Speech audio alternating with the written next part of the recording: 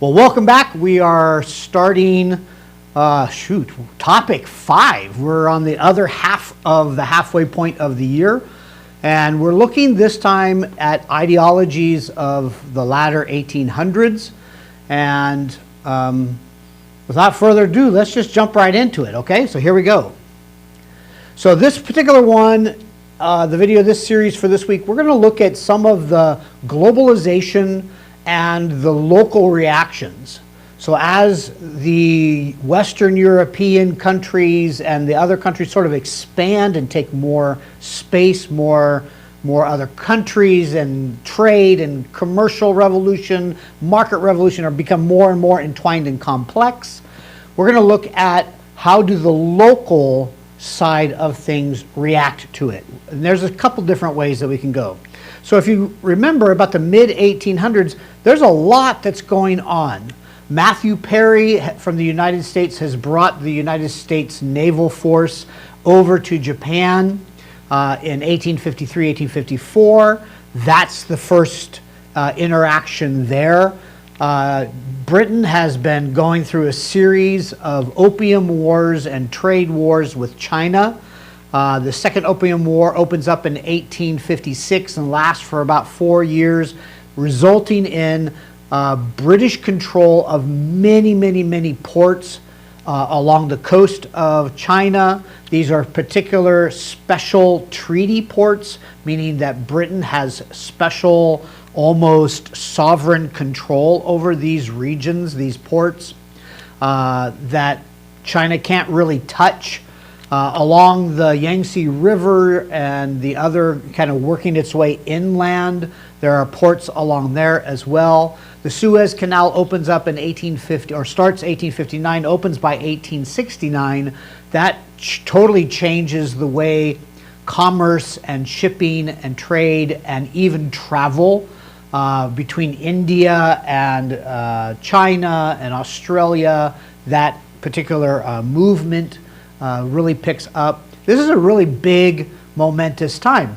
And you think about it, you go, well, you know, everybody's trying to get the piece of something. Well, yes, sort of. There is a kind of an element of imperialism, but more than that, there is this time period, 1850s, 1860s, right around there, maybe into almost 1870s, where there is a reaction, a sort of, well, how are we going to handle this intrusion, if you want to call it, these foreign powers in our countries and in our lands, and the intertwining of the two, the networking, the meshing of the two.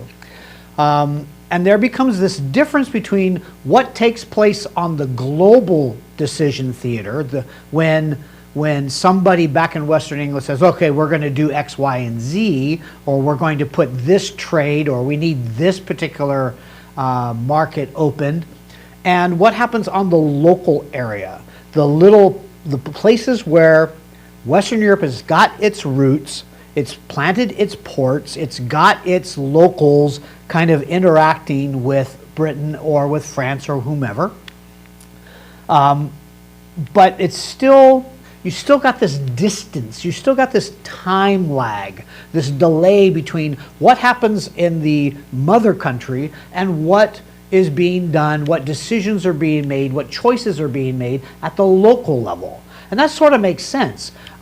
Railroads are not, instantaneous. They're not like airplanes where you can get there in 12 hours. Ships are definitely not that fast yet. Telegram is kind of moving and getting its way going, but it's not everywhere in the world yet.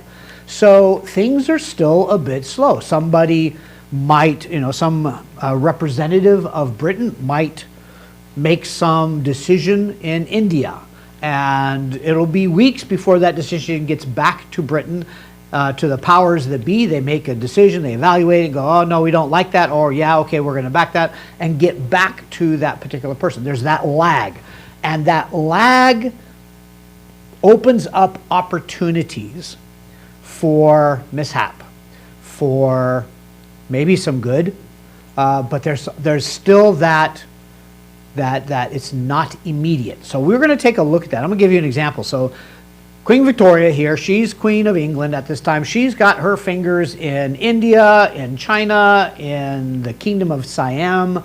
She is, her country's everywhere. She is the mother queen of all trade and commerce throughout the world at this time. So she's a good indicator, but, or a good example. But what is India doing? How is India reacting to what England is doing in India's country? How is China reacting? How is Siam reacting? The way that they do this is they have to make their own personal choices. They have to think, well, how am I going to react to what they want to do? They put their military in my ports. They're extracting particular raw resources out of my country, and I'm not able to use them. What are some of the choices that we have to react back to whatever the mother country is doing? And there are different ways that can, manifest itself. It can, the country can completely assimilate. Assimilate just means it's going to marry the mother country, and they're going to be just like it. They're going to intertwine fully, culturally, values. Everything is just going to kind of mesh. That's one possibility. Another possibility, they're going to completely revolt, rise up, fight back, say, no, you're not going to take over our country. No, you're not going to do what you want to do. And then there's another one. It's kind of like assimilation, but they somehow, some way, are able to maintain their own autonomy, their own rule, their own government, and that's with adaptation. They adapt to the presence of this foreign power, and I want to look at some of these a little bit in this week's video. So, assimilation. The local people are already, why would they assimilate? Why would they say, okay, just take us, kind of thing? Well, one reason might be because the people are already oppressed. They might be living in really, really bad conditions. It might be poverty. It might be famine. It might be an oppressive, tyrannical sort of government. That might be why they would say, okay, this is better. This evil's better than this evil, or our current evil. So they may accept it and assimilate that way. The other one might be that they're just simply not able to resist. The forces that are coming in, the foreign forces, are too powerful. The military is too advanced, too technical, too strong to push them back. So that's one. India partially has this type of assimilation reaction. And they've had it for a while. More and more and more, Britain is just gaining more and more control and putting their own people in power. The local governments, local princes have lost a lot of their autonomy, their right to rule as the nation. And Britain's taken over more and more and more and more. So this is sort of partial assimilation, but there's still some resistance there. We're going to talk about that in a minute. Another example are the Maoris. That's in New Zealand. Remember we talked a couple of weeks ago about Britain sort of settling Australia, and that as they started to do that, they started looking a little bit further east towards New Zealand and the islands. And they said, oh, let's go and hack them all up. So they go across and they run into these Maori tribes, these Maori people, and these are violent warrior. They are not going to be taken over or being pushed out. They are not going to take it. They see foreign power as a threat to their traditions, their values, their religions, their original culture, their livelihood, and they're going to fight at all costs. The other one is to adapt, as I said. Why would you adapt? Why would you adapt to them? You don't want to have them fully in controlling your country, but you're going to kind of find that sweet in-between spot. Britain's happy, France is happy, we're happy, we haven't lost complete control. Well, maybe that country sees the trade and business partnership as a good deal. And can you imagine partnering with Britain's trade and commerce at this time? you'd be skyrocketed right up there. That's big money. And you could partner with Britain in order to make deals and gain access to their ports, et cetera, et cetera. It might help to strengthen an existing nation or people. Particularly, I'm thinking of like military. If you're one of those countries that kind of sees its neighbors and what's going on, and you're going, I don't know. It looks like they're starting to make wheels and deals, and they might look at our country, our area, and want to invade. We need to beef our nation up, our country up, make ourselves stronger.